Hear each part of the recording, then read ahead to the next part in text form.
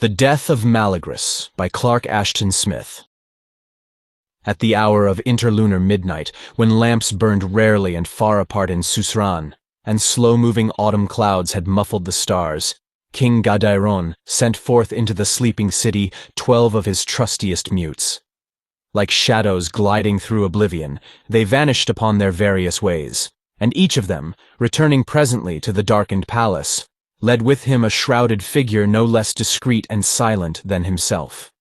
In this manner, groping along tortuous alleys, through blind cypress caverns in the royal gardens, and down subterranean halls and steps, 12 of the most powerful sorcerers of Suzerain were brought together in a vault of oozing death-gray granite, far beneath the foundations of the palace. The entrance of the vault was guarded by earth demons that obeyed the arch-sorcerer, Maranapion, who had long been the king's counselor. These demons would have torn limb from limb any who came unprepared to offer them a libation of fresh blood. The vault was lit dubiously by a single lamp, hollowed from a monstrous garnet, and fed with viper's oil. Here Gadairon, crownless, and wearing sackcloth dyed in sober purple, awaited the wizards on a seat of limestone wrought in the form of a sarcophagus. Maranapion stood at his right hand, immobile, and swathed to the mouth in the garments of the tomb. Before him was a tripod of orichalcum rearing shoulder-high, and on the tripod, in a silver socket, there reposed the enormous blue eye of a slain cyclops, wherein the archimage was said to behold weird visions. On this eye, gleaming balefully under the garnet lamp, the gaze of Maranapion was fixed with death-like rigidity. From these circumstances, the 12 sorcerers knew that the king had convened them only because of a matter supremely grave and secret. The hour and fashion of their summoning, the place of meeting, the terrible elemental guards, the mufti worn by Gadairon, all were proof of a need for preternatural stealth and privity. For a while, there was silence in the vault, and the 12, bowing deferentially, waited the will of Gadairon. Then, in a voice that was little more than a harsh whisper, the king spoke.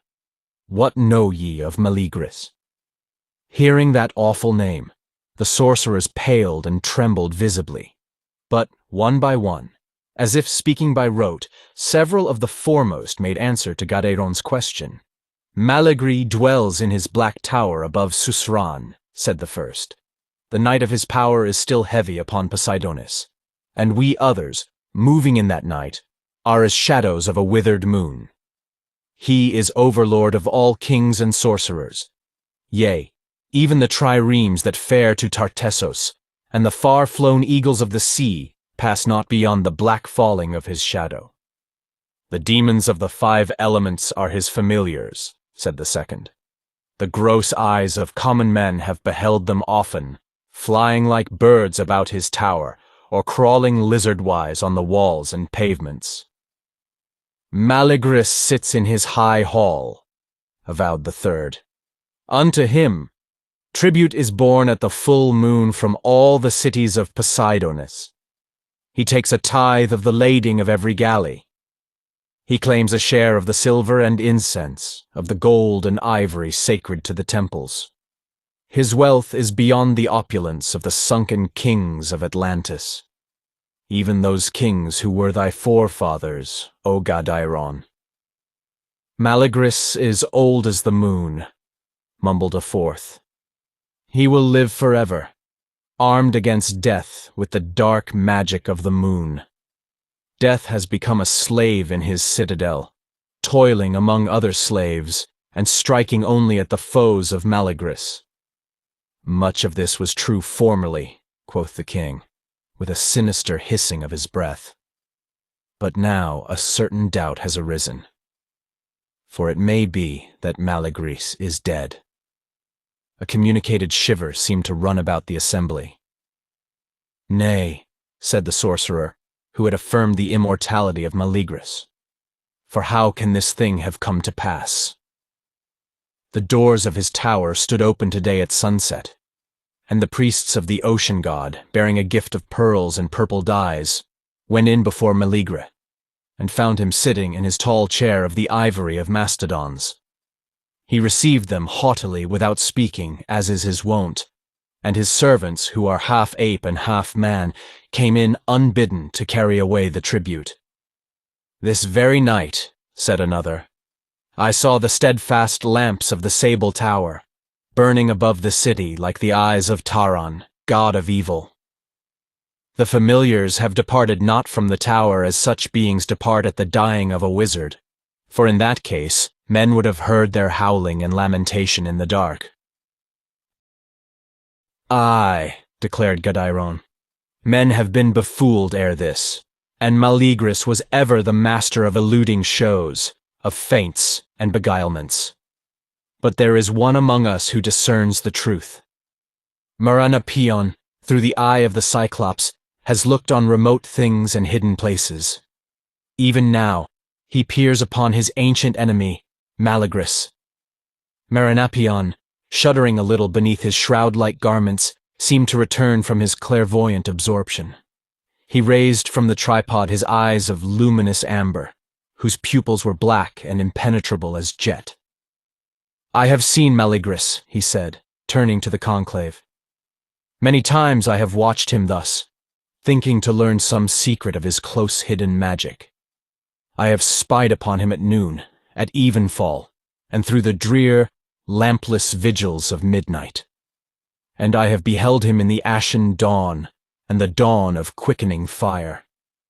But always he sits in the great ivory chair, in the high hall of his tower, frowning as if with meditation, and his hands clutch always the basilisk-carven arms of the chair, and his eyes turn evermore, unshutting, unblinking, toward the orient window and the heavens beyond, where only high-risen stars and clouds go by. Thus have I beheld him for the space of a whole year and a month, and each day I have seen his monsters bring before him vessels filled with rare meat and drink, and later they have taken away the vessels untouched. And never have I discerned the least movement of his lips, nor any turning or tremor of his body. For these reasons, I deem that Malygris is dead. But by virtue of his supremacy in evil and in art magical, he sits defying the worm, still undecayed and incorrupt, and his monsters and his familiars attend him still, deceived by the lying appearance of life, and his power, though now an empty fraud, is still dark and awful upon Poseidonis." Again, following the slow-measured words of Maranapion, there was silence in the vault. A dark, furtive triumph smoldered in the face of Gadairon, on whom the yoke of Malygris had lain heavily, irking his pride. Among the 12 sorcerers there was none who wished well to Malygris, nor any who did not fear him, and they received the annunciation of his demise with dreadful, half-incredulous joy. Some there were who doubted, holding that Maranapion was mistaken, and in the faces of all, as in somber mirrors, their awe of the master was still reflected. Maranapion, who had hated Malygris above all others, as the one warlock whose art and power excelled his own, stood aloof and inscrutable like a poising vulture. It was King Gadairon who broke the gravid silence. "Not idly have I called ye to this crypt, O sorcerers of Suzerain, for a work remains to be done. Verily, shall the corpse of a dead necromancer tyrannize over us all. There is mystery here, and a need to move cautiously, for the duration of his necromancy is yet unverified and untested. But I have called ye together in order that the hardiest among ye may take counsel with Maranapion, and aid him in devising such wizardry as will now expose the fraud of Malygris, and evince his mortality to all men, as well as to the fiends that follow him still, and the ministering monsters." A babble of disputation rose, and they who were most doubtful of this matter, and feared to work against Malygris in any fashion, begged Gadairon's leave to withdraw. In the end, there remained 7 of the 12. Swiftly, by dim and covert channels, On the day that followed, the death of Malygris was bruited throughout the Isle Poseidonis. Many disbelieved the story, for the might of the wizard was a thing seared as with hot iron on the souls of them that had witnessed his thaumaturgies. However, it was recalled that during the past year, few had beheld him face to face, and always he had seemed to ignore them, speaking not, and staring fixedly through the tower window, as if intent on far things that were veiled to others. During that time he had called no man to his presence, and had sent forth no message, no oracle or decree, and they who had gone before him were mainly bearers of tribute, and had followed a long-established custom. When these matters became generally known, there were some who maintained that he sat thus in a long swoon of ecstasy or catalepsy, and would awaken therefrom in time. Others, however, held that he had died, and was able to preserve the deceitful aspect of life through a spell that endured after him. No man dared to enter the tall, sable tower, and still the shadow of the tower fell athwart Suzerain like the shadow of an evil gnomon moving on some disastrous dial.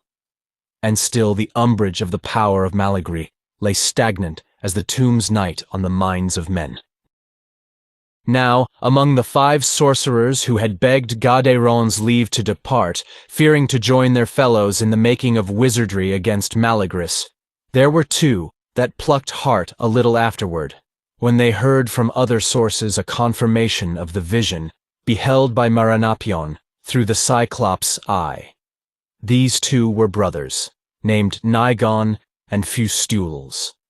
Feeling a certain shame for their timidity, and desiring to rehabilitate themselves in the regard of the others, they conceived an audacious plan.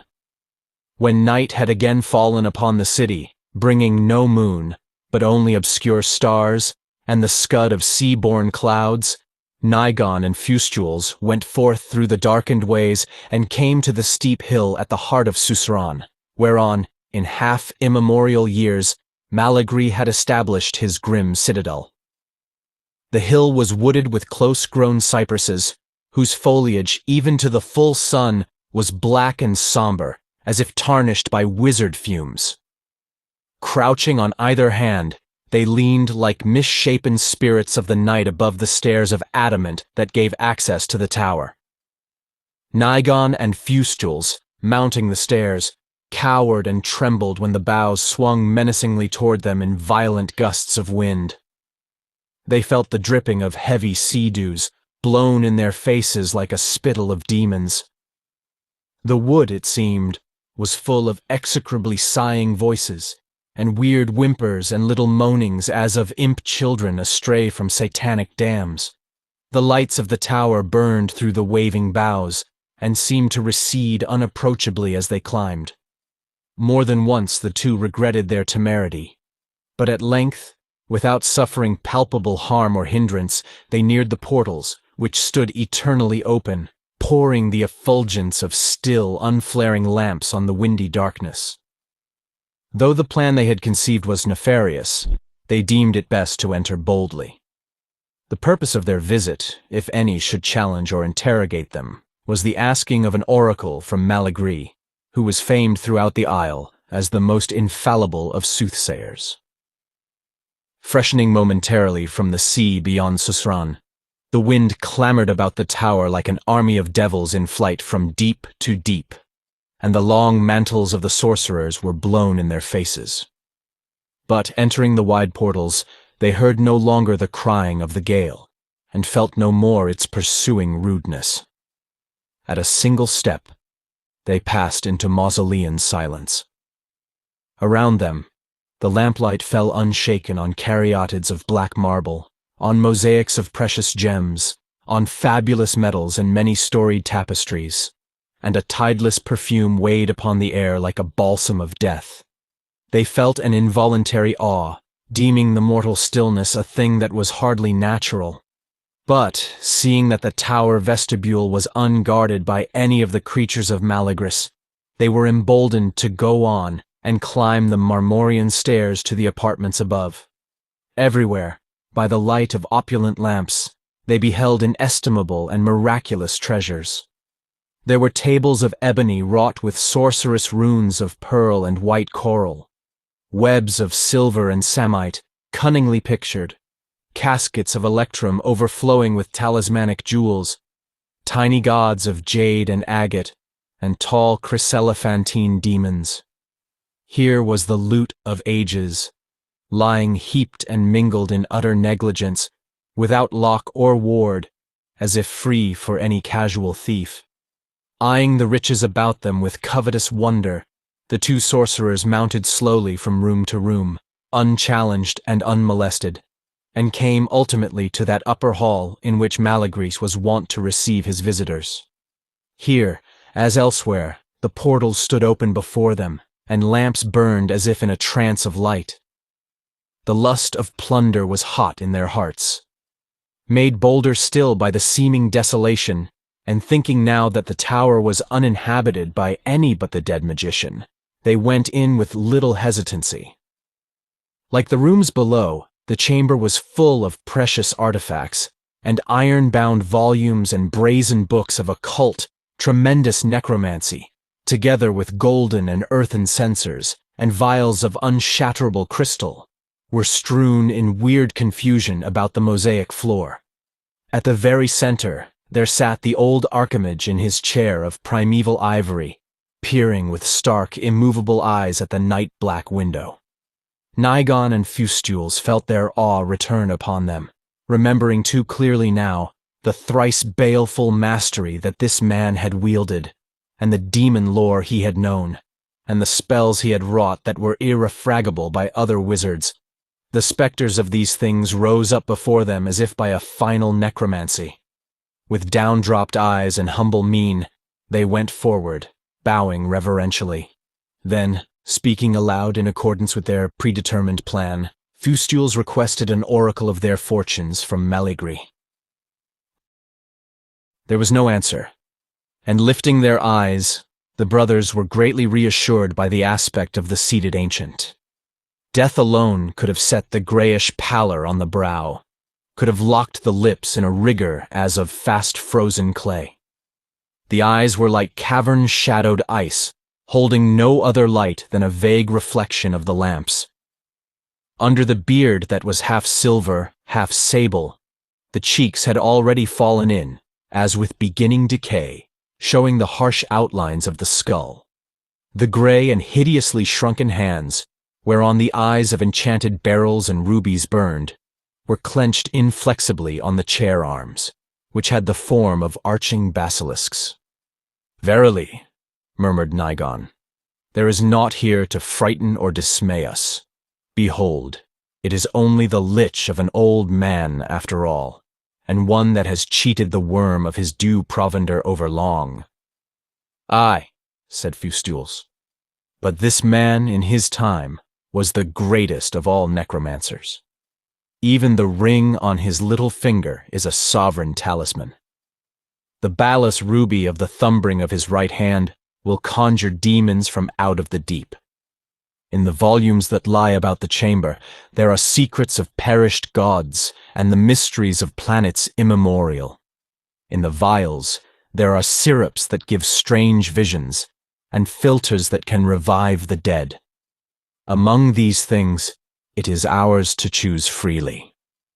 Nigon, eyeing the gems greedily, selected a ring that encircled the right forefinger with the six-fold coils of a serpent of orichalcum, bearing in its mouth a beryl shaped like a griffin's egg. Vainly, however, he tried to loosen the finger from its rigid clutch on the chair arm, to permit the removal of the ring. Muttering impatiently, he drew a knife from his girdle and prepared to hew away the finger. In the meanwhile, Fustules had drawn his own knife as a preliminary before approaching the other hand. "Is thy heart firm within thee, brother?" he inquired, in a sort of sibilant whisper. "If so, there is even more to be gained than these talismanic rings. It is well known that a wizard who attains to such supremacy as Malygris undergoes by virtue thereof a complete bodily transformation, turning his flesh into elements more subtle than those of common flesh. And whoso eats of his flesh even so much as a tiny morsel will share thereafter in the powers owned by the wizard." Nigon nodded as he bent above the chosen finger. This, too, was in my thought, he answered. Before he or Fostules could begin their ghoulish attack, they were startled by a venomous hissing that appeared to emanate from the bosom of Malygris. They drew back in amazement and consternation, while a small coral viper slid from behind the necromancer's beard and glided swiftly over his knees to the floor like a sinuous rill of scarlet. There, coiling as if to strike, it regarded the thieves with eyes that were cold and malignant as drops of frozen poison. "By the black thorns of Taran!" cried Fostules. "It is one of Malygris's familiars. I have heard of this viper." Turning, the two would have fled from the room. But even as they turned, the walls and portals seemed to recede before them, fleeing giddily and interminably, as if unknown gulfs had been admitted to the chamber. A vertigo seized them. Reeling, they saw the little segments of mosaic under their feet assume the proportions of mighty flags. Around them, the strewn books and censers and vials loomed enormous, rearing above their heads and barring their way as they ran. Nigon, looking over his shoulder, saw that the viper had turned to a vast python, whose crimson coils were undulating swiftly along the floor. In a colossal chair, beneath lamps that were large as suns, there sat the colossal form of the dead Archimage, in whose presence Nigon and Fostules were no more than pygmies. The lips of Malygris were still immobile beneath his beard, and his eyes still glared implacably upon the blackness of the far window. But at that instant, a voice filled the awful spaces of the room, reverberating like thunder in the heavens, hollow and tremendous. "Fools, ye have dared to ask me for an oracle, and the oracle is death." Nigon and Fostules, knowing their doom, fled on in a madness of terror and desperation. Beyond the towering thuribles, the tomes that were piled like pyramids, they saw the threshold in intermittent glimpses, like a remote horizon. It withdrew before them, dim and unattainable. They panted as runners pant in a dream. Behind them, the vermilion python crawled, and overtaking them as they tried to round the brazen back of a wizard volume, it struck them down like fleeing dormice. In the end, there was only a small coral viper that crept back to its hiding place in the bosom of Malygris. Toiling by day and night in the vaults under the palace of Gadeiron, with impious charms and unholy conjurations and fouler chemistries, Maranapian and his 7 coadjutors had nearly completed the making of their sorcery. They designed an involtuation against Malygris that would break the power of the dead necromancer by rendering evident to all the mere fact of his death. Employing an unlawful Atlantean science, Maranapian had created living plasm with all the attributes of human flesh, and had caused it to grow and flourish, fed with blood. Then he and his assistants, uniting their wills and convoking the forces that were blasphemy to summon, had compelled the shapeless, palpitating mass to put forth the limbs and members of a newborn child, and had formed it ultimately, after all the changes that man would undergo between birth and senescence, into an image of Malygris. Now, carrying the process even further, they caused the simulacrum to die of extreme age, as Malygris had apparently died. It sat before them in a chair, facing toward the east, and duplicating the very posture of the magician on his seat of ivory. Nothing remained to be done. Forespent and weary, but hopeful, the sorcerers waited for the first signs of mortal decay in the image. If the spells they had woven were successful, a simultaneous decay would occur in the body of Malygris, incorruptible heretofore. Inch by inch, member by member, he would rot in the adamantine tower. His familiars would desert him, no longer deceived, and all who came to the tower would know his mortality, and the tyranny of Malygris would lift from Susran, and his necromancy be null and void as a broken pentacle in sea-girt Poseidonis. For the first time since the beginning of their involtuation, the 8 magicians were free to intermit their vigilance without peril of invalidating the charm. They slept soundly, feeling that their repose was well earned.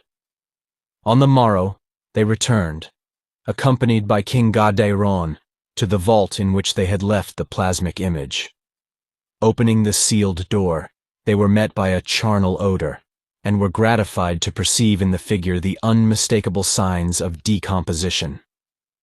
A little later, by consulting the Cyclops' eye, Maranapion verified the paralleling of these marks in the features of Malygris. A great jubilation, not unmingled with relief, was felt by the sorcerers and by King Gadeiron. Heretofore, not knowing the extent and duration of the powers wielded by the dead master, they had been doubtful of the efficacy of their own magic. But now, it seemed, there was no longer any reason for doubt. On that very day, it happened that certain seafaring merchants went before Malygris to pay him, according to custom, a share of the profits of their latest voyage. Even as they bowed in the presence of the master, they became aware, by sundry disagreeable tokens, that they had borne tribute to a corpse. Not daring even then to refuse the long exacted toll, they flung it down and fled from the place in terror. Soon, in all Suzerain, there was none who doubted any longer the death of Malygris. And yet, such was the awe he had wrought through many lustrums, that few were venturous enough to invade the tower, and thieves were wary and would not try to despoil its fabled treasures. Day by day, in the blue, monstrous eye of the Cyclops, Maranapion saw the rotting of his dreaded rival. And upon him presently there came a strong desire to visit the tower, and behold face to face that which he had witnessed only in vision. Thus alone would his triumph be complete. So it was that he and the sorcerers who had aided him, together with King Gadeiron, went up to the sable tower by the steps of adamant, and climbed by the marble stairs, even as Nigon and Fustules before them, to the high room in which Malygris was seated. But the doom of Nigon and Fustules, being without other witnesses than the dead, was wholly unknown to them. Boldly and with no hesitation, they entered the chamber. Slanting through the western window, the sun of late afternoon fell goldenly on the dust that had gathered everywhere. Spiders had woven their webs on the bright jeweled censers, on the graven lamps, and the metal-covered volumes of sorcery. The air was stagnant with a stifling foulness of death. The intruders went forward, feeling that impulse which leads the victors to exult over a vanquished enemy. Malygris sat unbowed and upright, his black and tattered fingers clutching the ivory chair arms as of yore, and his empty orbits glowering still at the eastern window. His face was little more than a bearded skull, and his blackening brow was like worm-pierced ebony. "O Malygris, I give thee greeting," said Maranapion in a loud voice of mockery. "Grant, I beseech thee, a sign, if thy wizardry still prevails, and hath not become the appanage of oblivion." "Greeting, O Maranapion," replied a grave and terrible voice that issued from the maggot-eaten lips. "Indeed, I will grant thee a sign. Even as I, in death, have rotted upon my seat from the foul sorcery which was wrought in the vaults of King Gadeiron, so thou and thy fellows and Gadeiron, living, shall decay and putrefy wholly in an hour, by virtue of the curse that I put upon ye now." Then the shrunken corpse of Malygris, fulminating the runes of an old Atlantean formula, cursed the 8 sorcerers and King Gadeiron. The formula, at frequent intervals, was cadenced with fatal names of lethal gods, and in it were told the secret appellations of the black god of time, and the nothingness that abides beyond time. And use was made of the titles of many tomb-lairing demons. Heavy and hollow-sounding were the runes, and in them one seemed to hear a noise of great blows on sepulchral doors, and a clangor of downfallen slabs. The air darkened as if with the hovering of seasonless night, and thereupon, like a breathing of the night, a chillness entered the chamber, and it seemed that the black wings of ages passed over the tower, beating prodigiously from void to void, ere the curse was done. Hearing that Maranatha, the sorcerers were dumb with the extremity of their dread, and even Maranapian could recall no counterspell effectual in any degree against it. All would have fled from the room ere the curse ended, but a mortal weakness was upon them, and they felt a sickness as of quick-coming death. Shadows were woven athwart their eyes, but through the shadows each beheld dimly the instant blackening of the faces of his fellows, and saw the cheeks fall ruinously, and the lips curl back on the teeth like those of long-dead cadavers. Trying to run, each was aware of his own limbs that rotted beneath him, pace by pace, and felt the quick sloughing of his flesh and corruption from the bone. Crying out with tongues that shriveled ere the cry was done, they fell down on the floor of the chamber. Life lingered in them, together with the dire knowledge of their doom, and they preserved something of hearing and sight. In the dark agony of their live corruption, they tossed feebly to and fro, and crawled inchmeal on the chill mosaic. And they still moved in this fashion, slowly and more imperceptibly, till their brains were turned to gray mold, and the sinews were parted from their bones, and the marrow was dried up. Thus, in an hour, the curse was accomplished. The enemies of the Necromancer lay before him, supine and shrunken, in the tomb's final posture, as if doing obeisance to a seated death. Except for the garments, none could have told King Godiron from Maranapion, nor Maranapian from the lesser wizards.